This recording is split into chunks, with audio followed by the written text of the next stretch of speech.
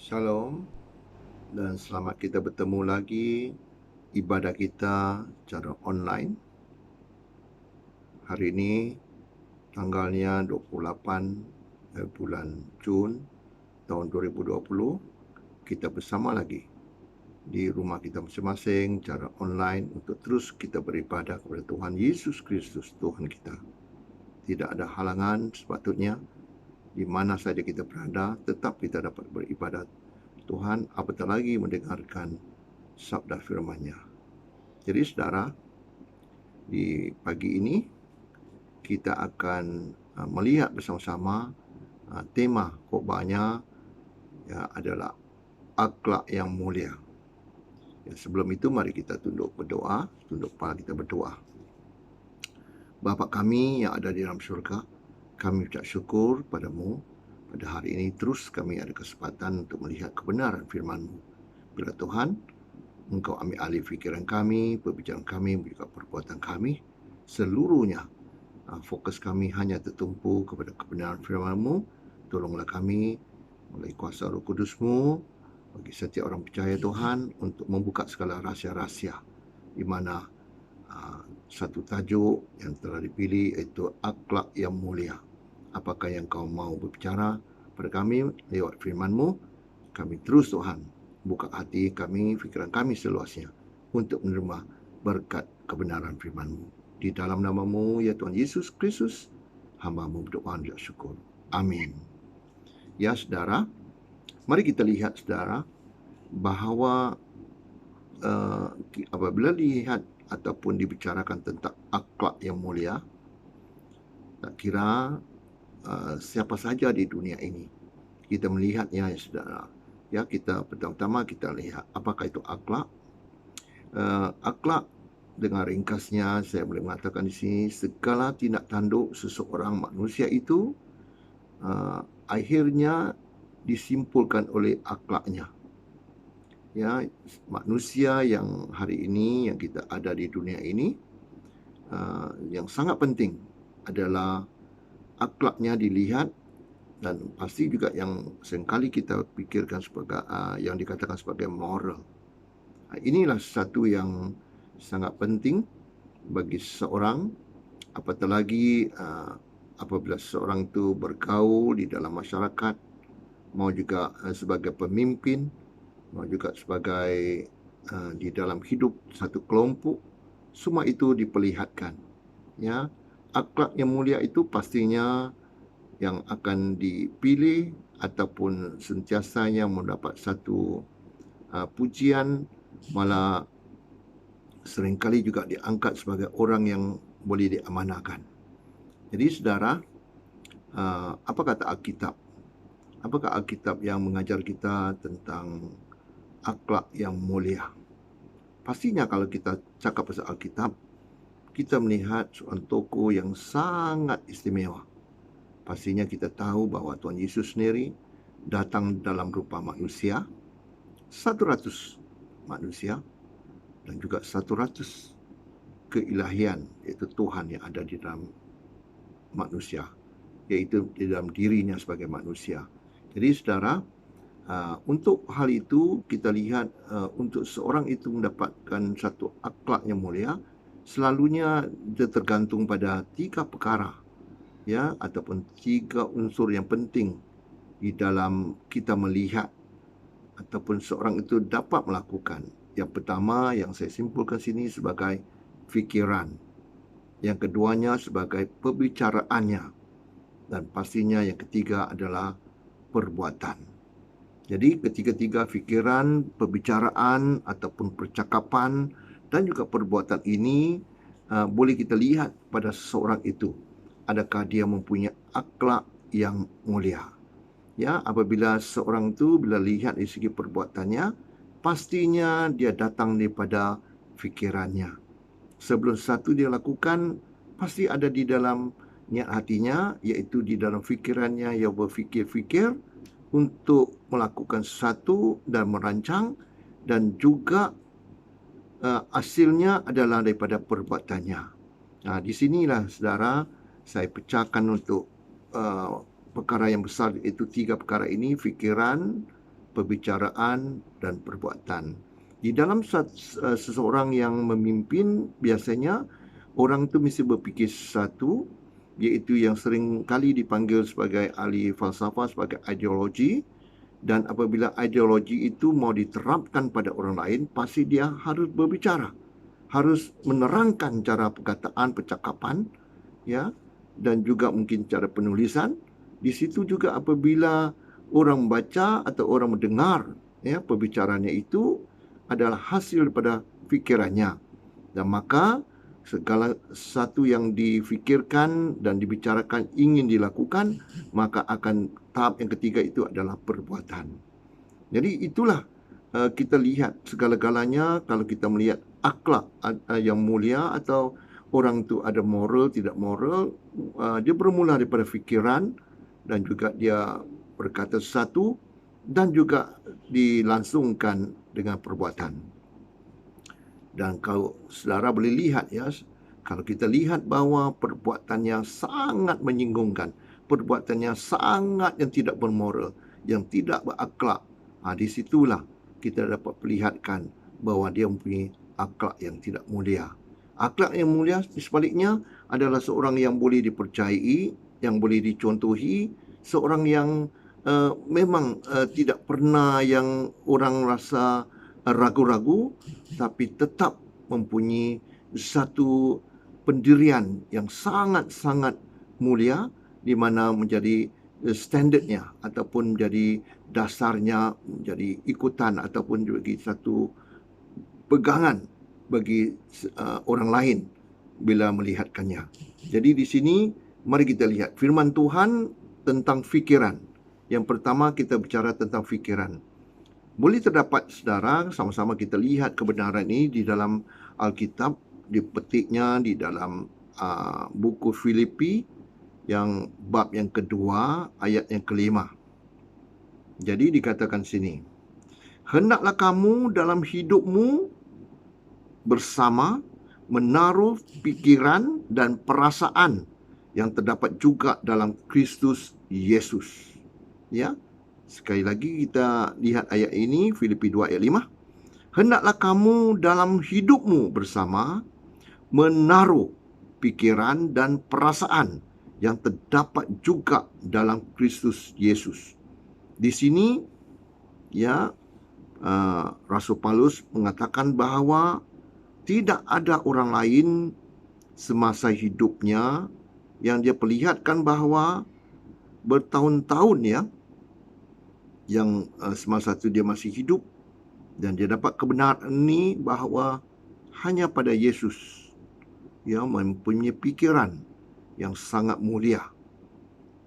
Kalau kita mau menyelam lebih dalam, memanglah kita tahu Yesuslah satu-satu manusia dan juga Tuhan yang telah datang ke bumi ini, hidup bergaul dengan manusia di bumi ini, yang dijadikan contoh sebagai orang yang mempunyai akhlak yang sangat-sangat mulia, ya, yang sangat tinggi moralnya.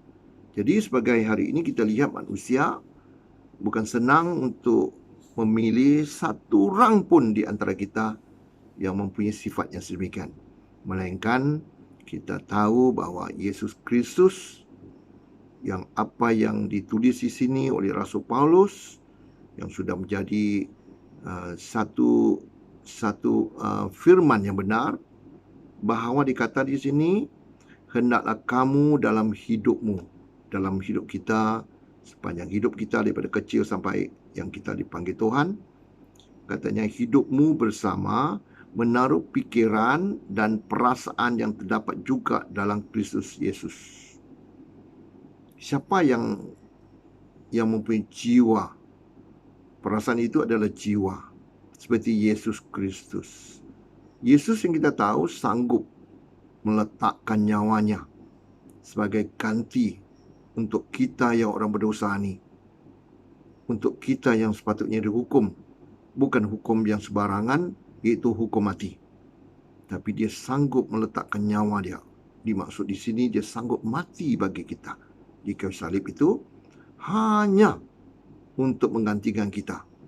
Karena tidak seorang pun di dunia ini yang mempunyai bersih atau yang betul-betul suci, yang betul-betul tidak melakukan dosa. Melainkan kita tahu Yesus datang dalam rupa manusia. Dia dikatakan tidak ada satu kesalahan apalagi dosa. Itulah saudara, sehingga apabila dia dihadapkan di mahkamah agama, di sanalah iaitu imam-imam kepala, ahli-ahli Taurat, iaitu adalah ahli-ahli agama, tidak dapat satu pun mencari kesalahan dia. Malahan segala-gala yang diajukan kepada gubernur maupun juga raja pada masa itu adalah memalsukan segala keterangan untuk mencari kesalahan Yesus. Sedangkan kita tahu Raja Herodes sekalipun tidak ada katanya apa yang kesalahan yang setimpal yang boleh menjatuhkan hukuman mati pada orang ini, iaitu Yesus. Di masa itulah, tidak ada jalan lain. Tapi kerana desakan daripada ahli-ahli Taurat, imam-imam kepala pada masa itu, kalau engkau tidak melakukan hal ini bagi kami tidak akan berkawan, bersekongkol dengan mereka, dengan itu raja. Jadi oleh itu, sehingga akan kita tahu Raja Herodes kata, aku mencucikan tanganku. Aku tidak akan berdosa pada orang ini, darah yang ditumpahkan. Jadi saudara, itulah sehingga kita lihat bahawa Rasul Paulus menulisnya di dalam Filipi pasal 2 ayat 5 ini. Hendaklah kamu dalam hidupmu bersama menaruh pikiran dan perasaan yang terdapat juga dalam Kristus Yesus. Yesus walaupun disingkirkan, walaupun dituduh berbagai macam, yang menuduh dari segi, kalau kita bicara pada hari ini yang tema kita adalah akhlak itu, dia mengatakan bahawa dia adalah seorang yang pembohong, dia menghujat Allah, menghujat seolah dia kata dia Allah, tapi dia benar-benar mengatakan itu kerana mereka yang tidak percaya, tidak menerima dia, dan itulah orang yang tidak dapat menerima kebenaran itu. Dan kita tahu segala-galanya dikatakan Yesus hari ini adalah Tuhan yang benar. Itu sebabnya saudara, kita dengan berani apabila kita berdoa pun, kita boleh menyatakan, Tuhan, Engkau adalah Tuhan di atas segala Tuhan. Engkau adalah Tuhan yang benar. Engkau adalah Roh. Engkau boleh berada di mana saja karena Engkau adalah Roh. Dan juga dia berkatakan, kalau engkau menyembah Tuhan, mesti menyembah Tuhan dalam roh dan kebenaran. Dan kita tahu tidak ada satu roh yang benar melainkan roh Tuhan. Jadi di sini saudara, oleh itu kita tahu Yesus adalah roh, dan bahawa Yesus adalah roh di atas segala roh. Tidak ada roh yang lain, melainkan Yesuslah roh yang menguasai atas segala roh. Jadi saudara, berbalik pada akhlak ini, kita tahu bahawa Yesus yang sudah mengalahkan roh-roh jahat, iaitu ketuanya, itu setan, ataupun lebih jelas dijelaskan di dalam Alkitab, iaitu Lucifer. Jadi Yesus ini yang kita percaya pada hari ini. Dan Yesus ini segala-galanya fikirannya adalah fikiran yang sudah diberitahu pada Bapa apakah yang hendak ia lakukan. Hingga Yesus berkatakan, aku datang untuk melakukan kehendak Bapa-Ku, iaitu Tuhan semesta alam, untuk melakukan penebusan manusia di bumi ini. Jadi itulah pikiran Kristus yang tidak pernah berubah. Pikiran Kristus itu sentiasanya untuk menyelamat manusia. Yesus ini penuh dengan belas kasihan melihat manusia yang tidak ada Tuhan di dalam hidup mereka. Iaitu apabila Yesus melihat bahawa manusia tidak ada Tuhan dalam hidup mereka, maka manusia itu terumbang-ambing hidup mereka. Tidak ada pimpinan, tidak ada orang yang memimpin. Tapi Yesus berkata, aku datang. Karena di dalam Yohanes 10 ayat 10, sentiasa yang kita tahu iblis yang sudah datang mengacau dunia ini. Tapi Yesus masa berada di bumi, dia berkata, di dalam Yohanes 10 ayat 10, aku datang Ya, dan sebelum itu dia kata, pencuri datang. Pencuri itu adalah si iblis. Pencuri datang untuk mencuri. Memanglah tujuannya pencuri itu adalah untuk mencuri. Dan apabila dia mencuri, sebenarnya dia mencuri fikiranmu, fikiran manusia. Dan sesudah dia sudah mencuri fikiran manusia, maka dia akan membunuh manusia itu. Sepertinya Adam dan Hawa, apabila fikiran mereka telah dicuri oleh si iblis, maka Tuhan berkata, perintah ini yang aku beri padamu, jangan sekali-sekali kau makan buah larangan ini. Sekiranya kau makan buah larangan ini, kau akan mati. Jadi disitulah pencuri, yaitu si iblis, datang menggoda Hawa dan juga bersama suaminya Adam. Kedua-duanya sudah tertipu oleh pikirannya, ya, yang iblis sudah memutarbalikkan segala dengan janji-janji atau hujah-hujahnya yang manis, mengatakan hingga terpesongnya, tertipunya pikirannya si Hawa dan juga Adam. Maka disitulah mereka telah mengikut kehendak iblis, maka jatuhlah manusia itu. Disitulah dikatakan, Yesus berkatakan di dalam ayat Yohanes 10 ayat 10 itu mengatakan bahawa pencuri datang untuk mencuri, iaitu fikiranmu, dan keduanya adalah untuk membunuh, sepertinya Adam dan Hawa. Matilah kerana melanggar larangan Tuhan itu, perintah Tuhan itu. Dan ketiganya adalah untuk membinasakan. Ya, sudah curi, bunuh dan membinasakan. Teruknya saudara, kalau seorang itu apabila sudah jatuh di dalam fikirannya kepada si iblis, maka dia akan hancur segala-galanya, binasalah seluruhnya. Jadi Yesus tidak, ayat yang sama itu Yesus berkata, aku datang memberi kehidupan, malah hidup yang kelimpahan. Jadi inilah segala-galanya berpunca semua daripada fikiran. Apabila saudara mempunyai akhlak yang mulia, yang mempunyai pikiran Kristus, jauh sebenarnya lebih baik daripada segala-galanya. Jadi itulah firman yang Filipi 2 ayat 5. Kita lihat juga di dalam Filipi 4. Ya, kita maju ke depan sedikit di dalam bab yang keempat, saudara, ayat yang ketujuh. Kita lihat ayat ketujuh, saudara, di sini mengatakan, ya, Filipi 4 ayat yang ketujuh. Ayat 7, damai sejahtera Allah yang melampaui segala akal akan memelihara hati dan pikiranmu dalam Kristus Yesus. Ya, dikatakan melampaui segala akal. Tidak ada akal yang dapat memikirkan segala akal. Ya, itu melampaui segala akal. Beyond your thinking. Ya, beyond your thoughts. Ya, akan memelihara hati dan pikiranmu dalam Kristus Yesus. Ya, betapa hebatnya, betapanya benarnya perkataan ini, ya. Dan apabila saudara dapat melampaui segalanya, damai sejahtera Allah itu akan bersama saudara. Jadi inilah yang harus kita lihatkan dari segi pikiran.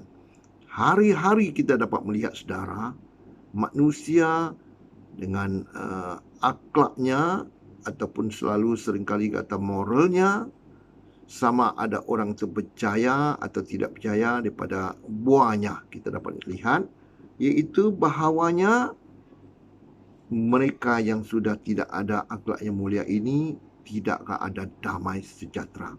Di sebaliknya, mereka yang mempunyai pikiran Kristus, apapun mereka ditekan, sama ada mereka ditekan di dalam batu, di dalam tanah, di dalam palang-palang besi, ataupun di mana saja mereka ditekan, tetap mereka dapat bertahan.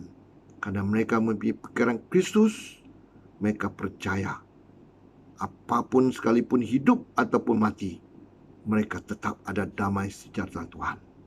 Karena janji Tuhan itu adalah iya dan setia, iya dan amin. Ya, saudara.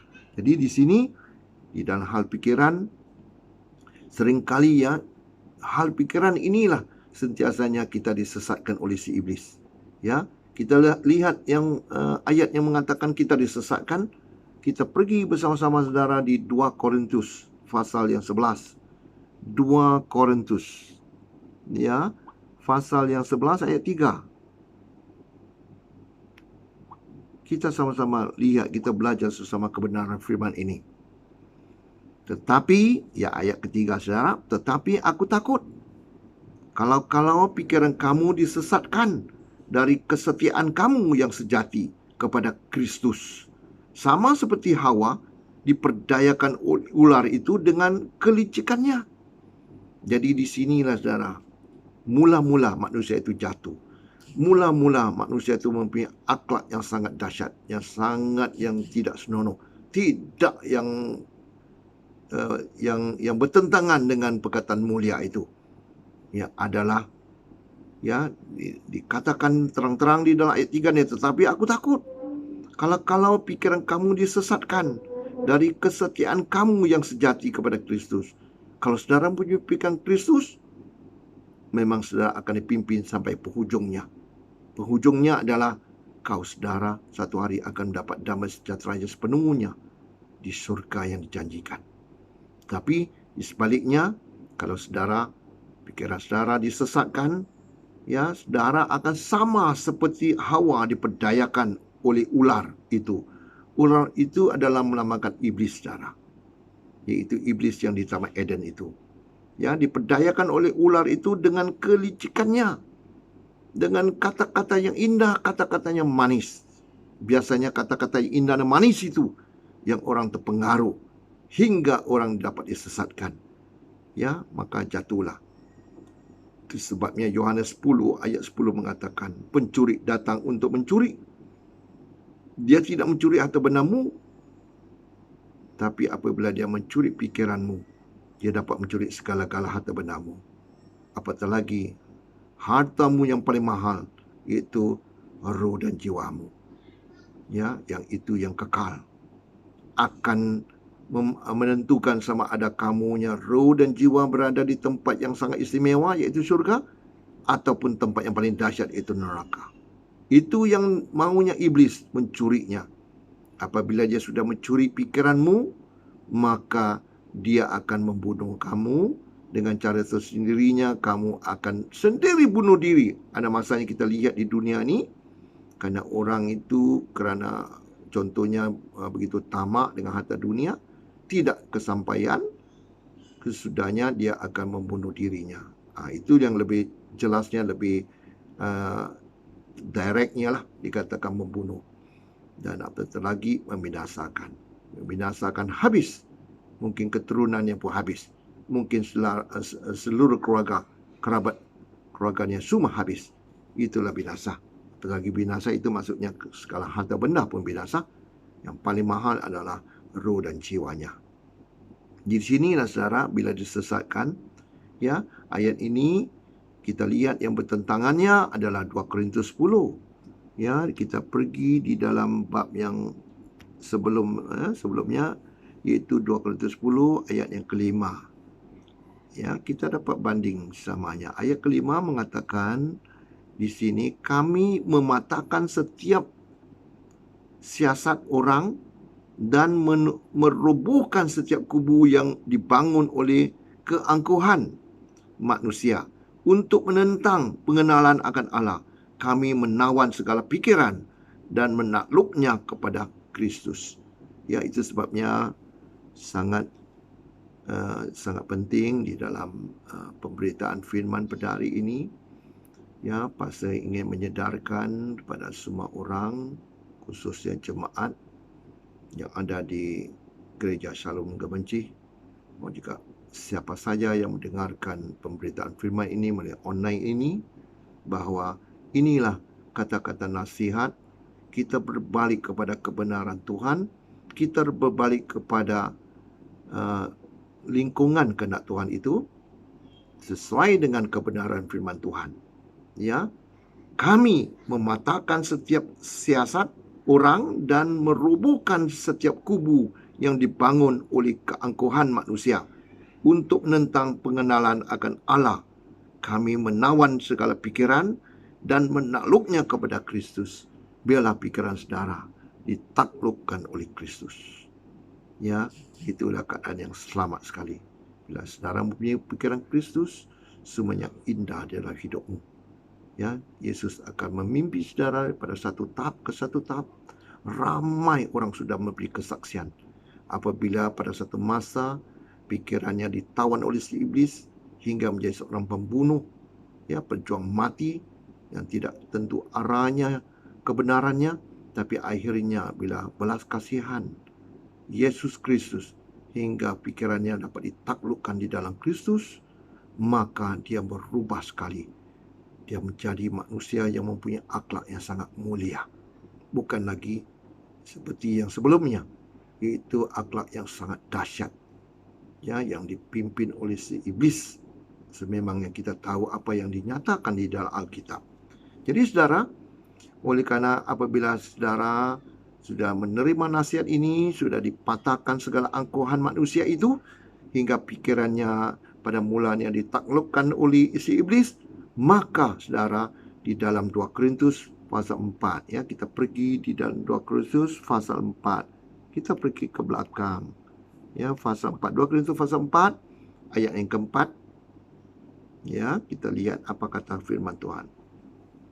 Yaitu orang-orang yang tidak percaya.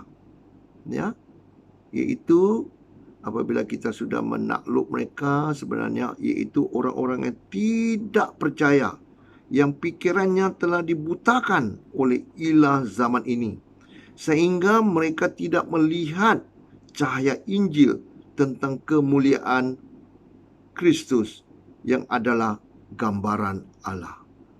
Jadi inilah saudara, hasrat pastor untuk menyatakan kebenaran ini. Kita juga boleh bertanya, boleh minta kepada Tuhan yang boleh mendengar, Tuhan yang boleh mendengar, boleh melihat, yaitu yang kita tahu Tuhan yang sudah bangkit.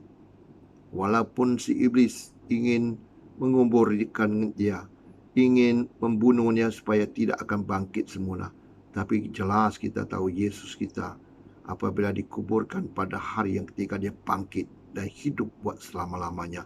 Inilah Tuhan yang dapat mendengar kita. Kalau kita ada kemuskilan, mungkin kita tidak dapat dijangkau, mungkin kita tidak dapat percaya orang lain, mungkin cara pribadi, kita juga boleh bertanya Tuhan. Tuhan, adakah kau Tuhan yang benar yang seperti dinyatakan? Ramai orang menyatakan namamu, ramai orang mengatakan bahawa engkau lah Tuhan. Engkau juga manusia yang datang ke dunia pada satu masa 2000 tahun yang lalu. Tapi kalau aku ni sungguh-sungguh yang tidak dapat kepastian, aku ingin dapatkan kebenaran.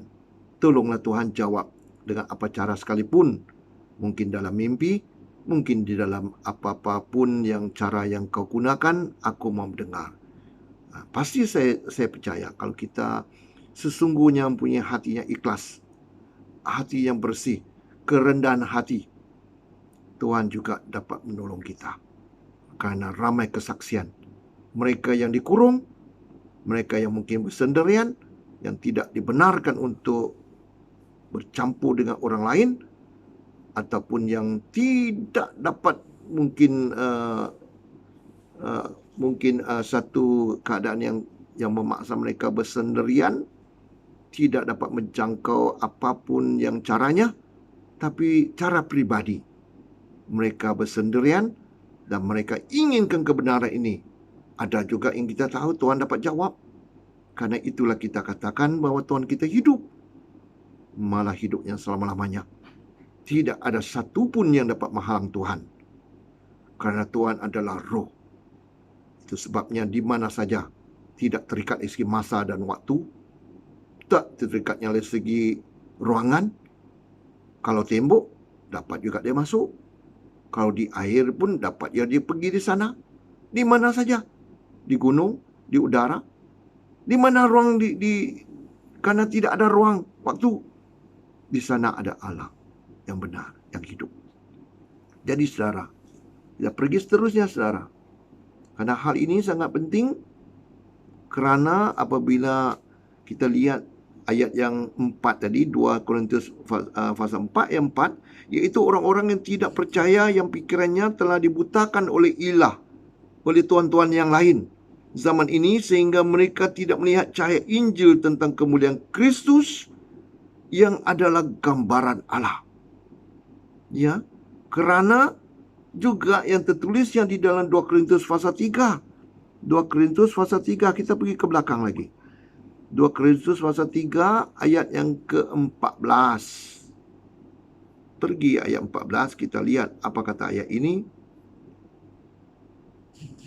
Tetapi ya, orang yang tadi yang melihat Allah zaman ini ya, tetapi pikiran mereka telah menjadi tumpul, sebab sampai pada hari ini selubung itu masih tetap menyelubungi mereka jika mereka membaca perjanjian lama itu tanpa disingkapkan, karena hanya Kristus saja yang dapat menyingkapkannya.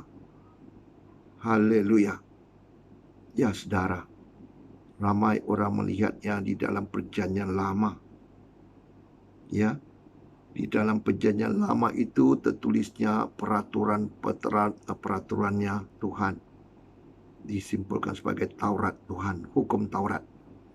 Jadi disitulah apabila saudara mempunyai pikiran Kristus, saudara dapat disingkapkan segala yang selubungkan pikiran saudara.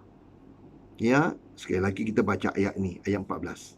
Tetapi pikiran mereka telah menjadi tumpul, sebab sampai pada hari ini selubung itu masih tetap menyelubungi mereka jika mereka membaca perjanjian lama itu tanpa disingkapkan, kerana hanya Kristus saja yang dapat menyingkapkannya. Haleluya, saudara. Ya, ini tentang pikiran, saudara. Kerana pikiran ini sangat penting. Dia akan membentuk akhlak kita.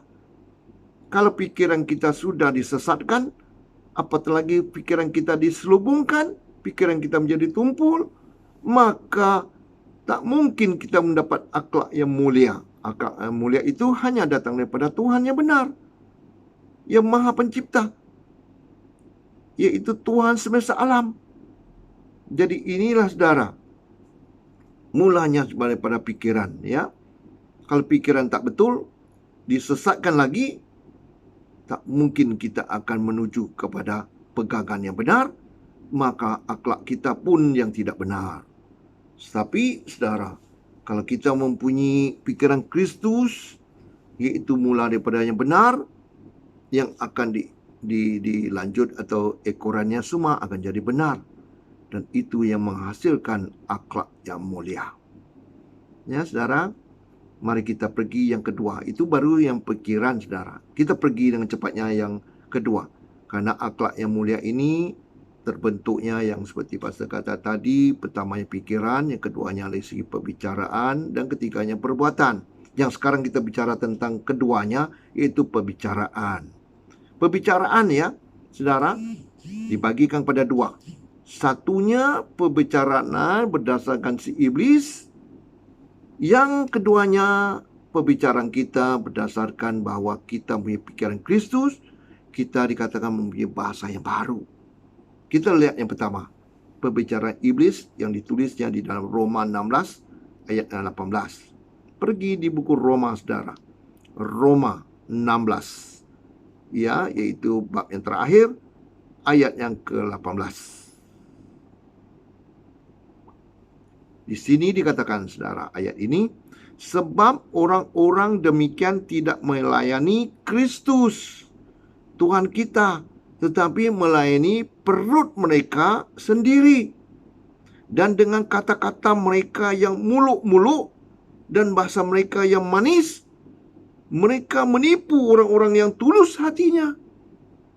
Jelas kita lihat ayat ini saudara, menerangkan kita bahwa orang ya yang berbicara lain di mulut, lain di hati.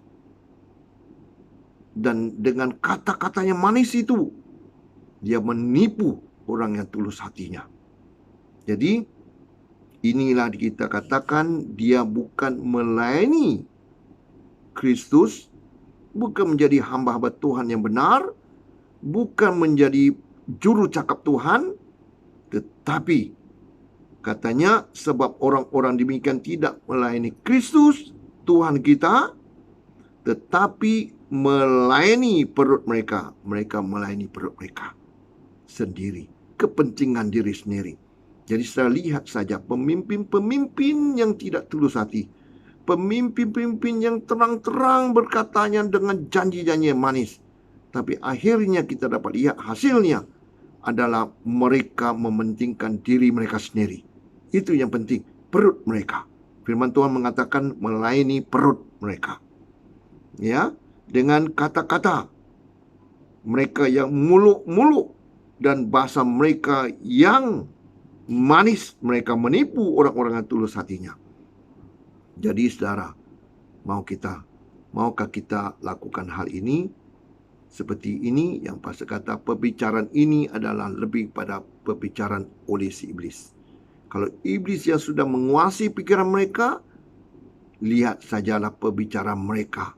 Sungguh manis, tapi akhirnya adalah penuh pembohongan, penipuan. Ada satu khotbah pastor yang mengatakan bahawa sejak mula hingga sekarang adalah penipuan, pembohongan iblis. Ya, disitulah saudara boleh lihat hasil daripada apa kata-kata itu akan ditunaikan. Kalau tidak ditunaikan, ya, mata-mata adalah penipuan, pembohongan. Itu adalah pembicaraan yang si iblis. Penting di sini saudara, sebagai umat Tuhan, kita ini sentiasa dilihatkan adakah kita mempunyai akhlak yang mulia. Kalau kita berjanji contohnya, dan apabila kita memungkiri janji itu adalah mungkin dari cara mulut ataupun perbicaraan, dan satunya perjanjian mungkin melalui penulisan, itu adalah dari segi surat menyurat, dan kita memungkiri perjanjian itu, sebenarnya kita tidak mempunyai akhlak yang mulia.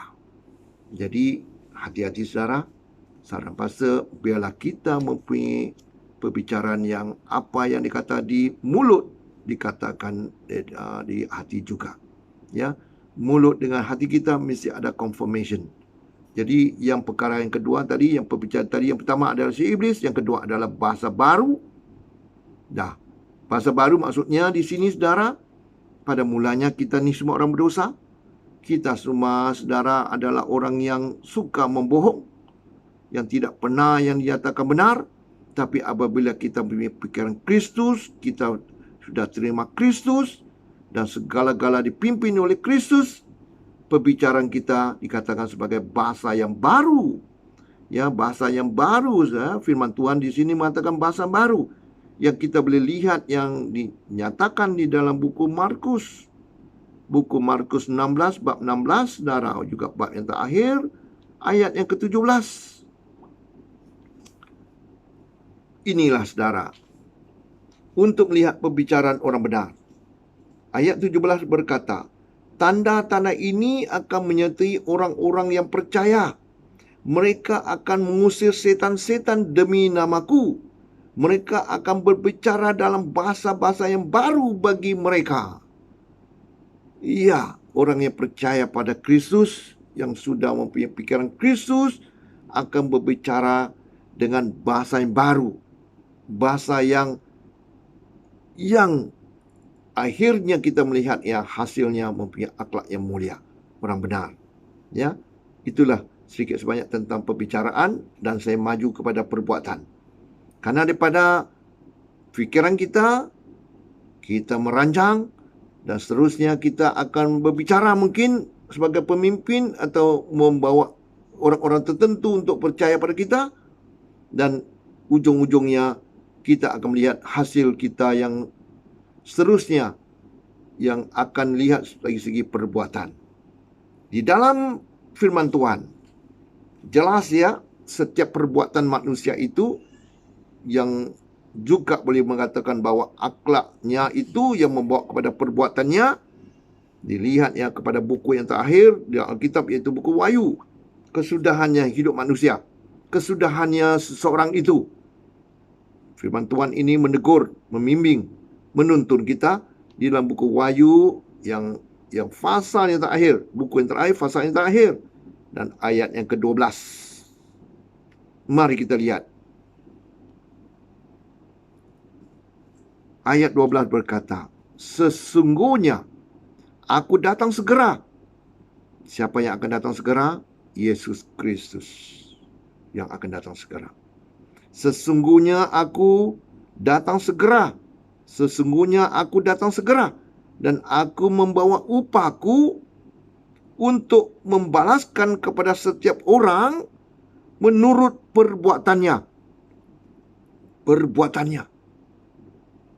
Segala manusia yang diberikan kesempatan hidup di dunia ini, yang punya pikiran dan boleh juga melakukan sesuatu mungkin dengan pembicaraannya, dan hasilnya adalah perbuatannya.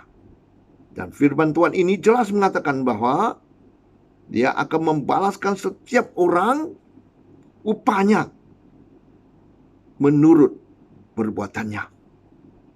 Di dalam ayat 13 dia mengatakan, akulah Alfa dan Omega. Kalau tidak paham Alfa itu, terusnya ayat dia berkata, yang pertama dan yang terkemudian, yang awal dan yang akhir. Tidak ada Tuhan melainkan Yesus Kristus Tuhan. Dia yang Alfa, Dia yang adalah segala-galanya dari mula, dan Dia juga yang akhir. Itu sebabnya buku yang terakhir, buku Wahyu ini memperingatkan kita. Ya, di sini saudara, Dia akan membawa upah bagi segala perbuatannya manusia yang ada di dunia ini. Upahnya itu bukan untuk yang orang baik saja, tapi juga untuk orang jahat. Pastinya kita tahu tak mungkin orang jahat menerima upah yang baik. Kalau orang baik dapat upah yang baik, orang jahat pun dapat upah yang baik, semua orang pilih untuk jadi jahat. Jadi jahat di dunia ini dapat segala-gala upah yang dia mau. Begitu juga apabila Yesus datang kembali, dia juga yang jahat dapat upah yang baik. Tidak adil. Jadi kita katakan Tuhan tidak adil, Tuhan bukannya adil. Tapi kita tahu Tuhan adalah Tuhan yang Maha Adil. Ya, pasti yang kebenarannya adalah orang baik menerima upah yang baik, orang jahat menerima upah yang jahat. Jadi saudara, inilah saudara, satu baik, satu jahat. Kita lihat lebih dalam lagi. Semasa saudara, apabila firman ini diturunkan, ramai yang mendengarkannya, Tuhan memberi perumpamaan. Setiap firman itu adalah benih. Benih itu adalah firman Tuhan. Ya, apabila firman Tuhan ini turun, didengarkan kepada manusia, dan mereka percaya. Karena firman Tuhan juga mengatakan bahawa setiap orang percaya dengan iman datang daripada pendengaran. Mereka mendengar berita kebenaran itu hingga percaya, dan mereka iman percaya itu, iman datang daripada pendengaran. Mesti ada seorang yang memberitakan dan didengar oleh seorang yang pihak kedua itu. Dan apabila orang itu mendengar dan percaya, itu dikatakan iman. Jadi apabila firman atau benih itu ditaburkan di ladang, maka terjadinya tumbuhan.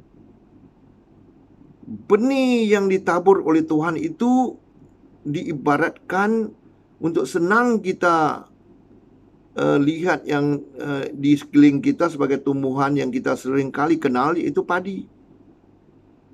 Di masa yang sama, saudara, firman Tuhan mengatakan apabila ditaburkan firman benih, firman Tuhan itu dilambangkan sebagai padi itu tumbuh, maka waktu yang sama juga lalang tumbuh di antaranya. Lalang ini Tuhan menerangkan adalah si iblis yang menaburkan. Lihat saja saudara, kita sendiri ramai rata-rata sebagai anak petani. Kalau bukan kita anak petani pun, pastinya orang kota pun tahu macam mana rupa padi. Mungkin di Malaysia ni lebih senang lah, ataupun di Asia Tenggara ni kalau sebut padi, rata-rata kenal padi. Kalau anak-anak di kota pun dibawa juga sesekali di kampung, diperlihatkan padi. Jadi saudara, firman Tuhan mengatakan ada juga lalang hidup di antara padi. Tuhan gunakan lalang karena daun lalang sebelum keluar lalang sama juga dengan daunnya padi apabila padi belum keluarnya padi. Jadi kita lihat firman Tuhan ini, saudara. Ini yang sangat penting kerana di dalam hidup kita hari ini, di antara kita ini pun ada yang lalang, ada yang padi. Kemudian sebelum itu kita lihat firman Tuhan di mana dikatakan lalang dan padi ini. Kita pergi di dalam Matius 13. Kita pergi di Matius 13 ayat yang 30. Matius 13 ayat yang ke-30.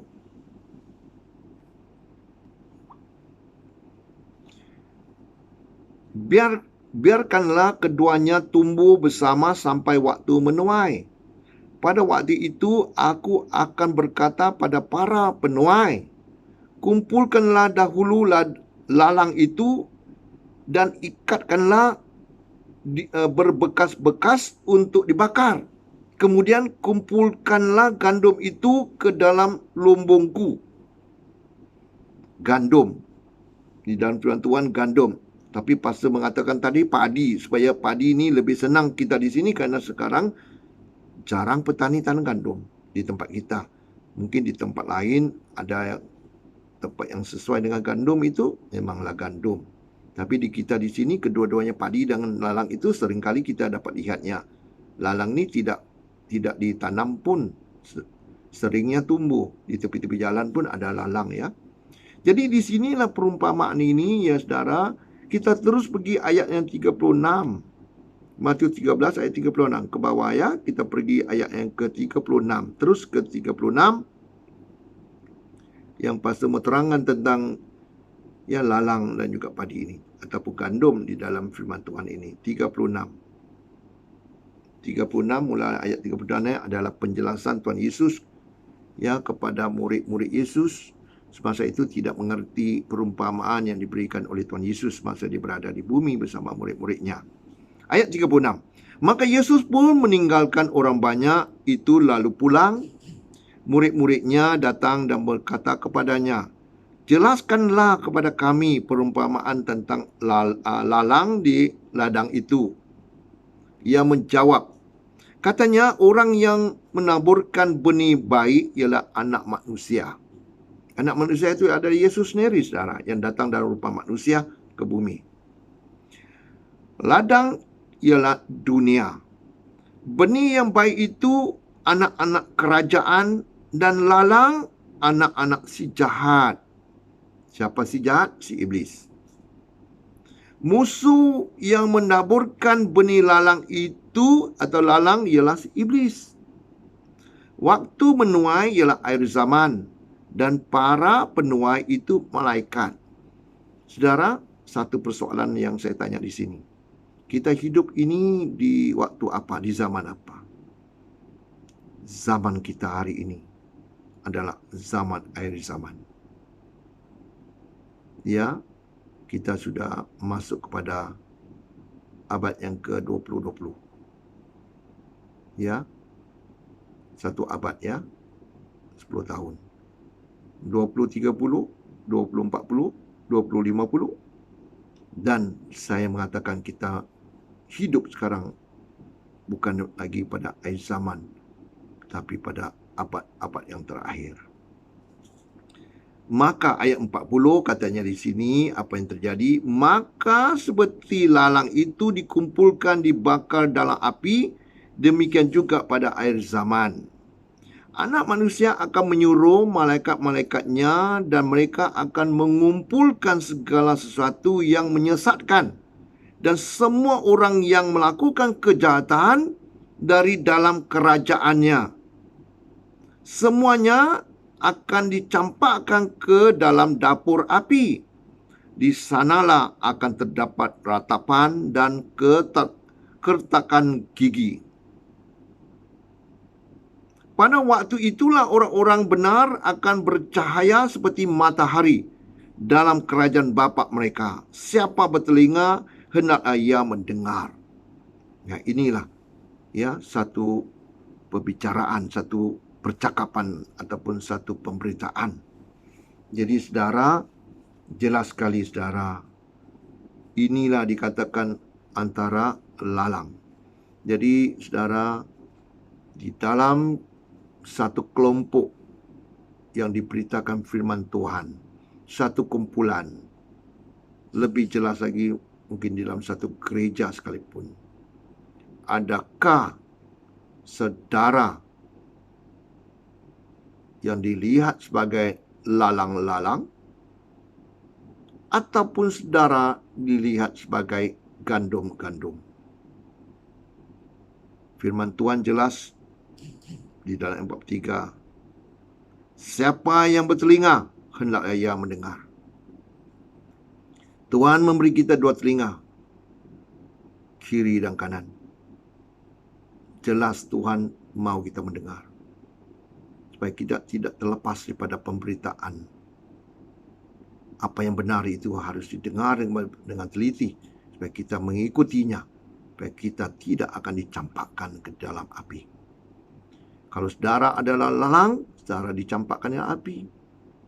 Tapi kalau saudara yang adalah gandum, dikatakan ayat 43 ya saudara, pada waktu itulah orang-orang benar akan bercahaya seperti matahari dalam kerajaan Bapa mereka. Itu surga. Jadi sangat indah saudara, sangat indah. Di sinilah saya melihat pengalaman saya saudara. Ada sedikit saya melakukan kerja menanam, itu berkebun. Jadi saya beri kesaksian ini, saya tanam serai. Di samping serai yang hidup, berlumba-lumba juga ada rumput-rumpa yang hidup. Yang di sini ada satu firman Tuhan mengatakan bahwa boleh tak kita cabut lalang itu? Tapi firman Tuhan menegur, jangan cabut. Kalau kau cabut lalang itu belum sampai masanya, kau akan tercabut juga gandum ataupun padi. Karena susah untuk membedakan antara, kalau pastor gunakan padi dengan lalang ya, sebelum dia berbuah, daun dia seakan sama. Jadi berbalik pada kesaksian pastor tentang serai yang pastor tanam itu, dengan rumput yang seakan sama macam serai. Karena banyak rumpai pada hari ini, daunnya seperti juga serai. Dia hidup bersebelahan, sama, sebelah menyebelah tanaman itu.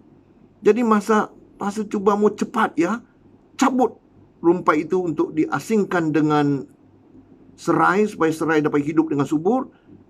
Tercabut juga serai karena daunnya seakan sama. Benar, firman Tuhan mengatakan di sini, jangan cabut. Bila kita cabut, karena kita tidak dapat mengenal, karena dia belum berhasil. Berhasil maksudnya apabila dia mengeluarkan hasilnya itu, kalau padi, tumbuhnya padi. Kalau lalang, tumbuhnya lalang. Lalangnya benih atau lalangnya bunga ataupun lalang lah yang mengeluarkan hasil itu, jelas nampaknya beda sangat dengan padi. Jadi di situ senang asing. Kita tahu, ini lalang. Cabutlah lalang dengan senang. Ini padi. Senang kita boleh pilih untuk asingkan. Jadi di sinilah pastor berpendapat, semasa kita berada di dalam satu kelompok yang sama, memang buat masa ini, semua orang kata, aku percaya, aku akan melakukan kehendak Tuhan. Aku mau jadi anak-anak Tuhan. Semua kalau ada 30 orang ataupun 300 orang, kita nampak semua mengaku yang sama. Tapi yang benar-benar yang mengikut itu, kita tidak tahu. Tapi hanya kita akan tahu apabila kita lihat hasilnya. Sudah nampak hasilnya, keluarnya buahnya. Disitulah kita akan nampak, oh selama ini aku ingat kau padi, tapi rupanya kau duduk sebelah menyebelah. Ya sepertinya kita beribadat, duduk sebelah-sebelah.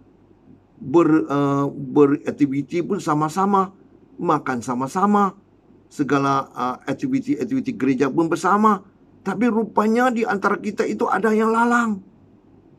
Inilah saudara, Daripada akhlak kita pun tahu sebenarnya. Tapi itulah saudara, biarlah hari ini pastor mengingatkan khususnya bagi penggembalaan domba-domba yang dibawa penggembalaan pastor. Biarlah saudara ambil iktibar ini. Firman ini menegur kita, adakah kamu periksa diri kamu? Senang saja. Mungkin saudara tidak dapat memeriksa diri sendiri. Saudara akan bertanya orang akan beritahu. Adakah aku ni mempunyai akhlak yang mulia? Ya, orang akan beritahu. Ada masanya orang tidak mau beritahu karena untuk menjaga hatimu. Tapi kalau orang tu dengan senang mengatakan, ya, kau mempunyai akhlak yang mulia selama ni aku perhatikan. Kau mempunyai buah yang baik. Tapi kalau orang tu berat mulut dia memberitahu, itu mungkin ada yang tidak kena. Jadi saudara, dengan firman hari ini, itulah penting saudara. Karena kita tahu kita tinggal di akhir zaman. Apatah lagi pastor mengatakan kita tinggal di abad-abad yang terakhir. Jadi di sinilah saudara, kedatangan Tuhan Yesus itu sudah nyata. Banyak sudah dijelaskan, banyak sudah dinyatakan apa yang terjadi di keliling kita. Kalau Tuhan kata engkau kalau melihatnya di sana bunyinya runtuh, bunyinya kilat, kau tahu yang tidak lama lagi akan hujan. Begitu juga anak manusia, yaitu Yesus Kristus akan datang. Ya, dengan datang dengan malaikat-malaikatnya untuk mengambil kita seperti dijanjikan di dalam 1 Tesalonika pasal 4 ayat 13 hingga ayat 18 itu. Saudara bacalah sampai habisnya. Janganlah menjadi orang-orang yang tidak mempunyai harapan, orang-orang yang sentiasa berduka cita. Tetapi dia berkatakan, walaupun saudara kamu, orang-orang tersayang kamu yang sudah meninggal dalam Kristus, janganlah berduka cita, karena semasa sangkakala yang terakhir berbunyi, Tuhan akan datang. Ya, dan dia akan membangkitkan orang yang mati dalam Kristus terlebih dahulu. Dan sesudah itu yang kita yang masih hidup akan diubahkan tubuh kita serta-merta. Dan kita akan dapatkan tubuh kemudian tubuh yang baru. Sama-sama saudara kita akan menyongsong Tuhan Yesus di udara. Dan kita akan bersama Tuhan buat selama-lamanya. Sama ada kita kembali ke bumi semula atau kita ada di surga selepas itu, kita akan tetap bersama Tuhan selama-lamanya. Bersama-sama Tuhan itu maksudnya kamu mempunyai keselamatan kamu. Kamu tidak akan hilang lagi keselamatan kamu untuk hidup yang kekal. Karena kamu sudah ada bersama-sama Tuhan. Oleh itu saudara, sangat penting di dalam hari ini pastor mengingatkan bagi setiap yang jemaat yang digembalakan oleh pastor. Apatah lagi yang barang siapa yang mendengarkan secara online pemberitaan firman Tuhan ini. Supaya saudara boleh semak adalah selama ini saudara melihat saudara mempunyai akhlak yang mulia atau tidak. Yang ciri-ciri mempunyai akhlak mulia itu, saudara pastinya seorang yang tidak pembohong. Saudara sentiasa menepati janji. Seperti yang saudara mengatakan sesuatu daripada mulut, pastinya daripada perbicaraan saudara itu datang daripada pikiran saudara. Kalau dia adalah bersamaan dengan hati saudara, iaitu apa yang dikatakan mulut datang daripada hati saudara, pasti itu semua benar. Maka saudara mempunyai akhlak yang mulia. Karena tidak lama lagi apabila Tuhan Yesus datang, ini yang satu firman Tuhan yang pastor mau ingatkan, bahawa manusia itu ya, dia mempunyai roh, tubuh dan jiwa, dan semua ini sudah ditebuskan oleh Tuhan Yesus. Ya, dan kedatangan Tuhan Yesus itu, Tuhan Yesus yang memperingatkan melalui firman-Nya. Firman yang terakhir untuk pastor katakan di sini, yaitu manusia yang punya roh, jiwa dan juga tubuh. Ya saudara, ya kita dapat lihat luarnya, ya tubuh, dan di dalam bahagian yang kedua ini adalah jiwa kita. Jiwa kita itu adalah pikiran-pikiran kita, emosi kita. Segala yang kita pikirkan itu semua datang daripada jiwa kita, saudara. Dan akhirnya adalah roh kita. Kita ini yang akan pergi ke surga adalah roh dan jiwa kita. Tubuh ini yang asal pada tanah akan kembali kepada tanah, akan masuk di dalam kubur. Tapi yang jiwa kita dan roh kita akan bersama Tuhan. Ini yang sudah dilakukan penebusan oleh Tuhan Yesus Kristus. Yesus mengatakan dia menyerahkan nyawanya, dia menyerahkan badannya mati bagi kita. Badan ini yang melakukan segala perbuatan jahat. Segala perbuatan ini tidak dapat dilakukan oleh yang kita nampak, iaitu jiwa dan juga yang kita punya roh. Tapi dengan tubuh ini kita dapat melakukan. Kalau saudara mau pergi membunuh orang dengan mulut saudara, dengan jiwa saudara, mungkin saudara melakukan perkataan, tapi yang melakukan perbuatan itu adalah tubuh saudara. Tubuh ni yang mungkin ambil satu pisau menikam orang, maka orang tu mati. Jadi perbuatan itu adalah daripada tubuh. Dan di sinilah Tuhan sudah memenangkan kita dari segi yang tubuh kita, yang kita semasa hidup ini di dunia ini kita perlukan tubuh ini. Tubuh kita sudah diselamatkan oleh Tuhan. Tubuh ini yang Tuhan sudah murnikan. Tubuh ini juga yang Tuhan berikan kita ada jiwa dan roh. Malah bukan saja itu, jiwa kita juga telah ditebuskan oleh Tuhan. Dan juga kita punya roh sudah ditebus oleh Tuhan, diperbaharui. Roh kita yang ada ni diperbaharui oleh Tuhan. Di situlah Tuhan berjanjikan dia memberi kita Roh Kudus untuk bersama dengan roh kita. Karena Roh Kudus kita yang akan berbicara dengan bahasa yang baru. Roh Kudus ini yang akan menyatakan kebenaran-kebenaran. Roh Kudus ini memimpin segala kebenaran yang ada untuk membenarkan segala pikiran kita, sehingga kita punya pikiran Kristus itu. Oleh itu saudara, satu ingatan yang terakhir sebelum pastor tutup khotbah ini, iaitu kedatangan Tuhan Yesus Kristus itu. Tuhan mahu saudara, di dalam 1 Tesalonika pasal 5 ayat 23. 1 Tesalonika saudara, kita lihat saudara pasal yang kelima, pasal yang terakhir lagi, dan juga ayat yang ke-23. Ya, semoga katanya, semoga Allah damai sejahtera menguduskan kamu seluruhnya, dan semoga roh, jiwa dan tubuhmu terpelihara sempurna dengan tak bercacat pada kedatangan Yesus Kristus Tuhan kita.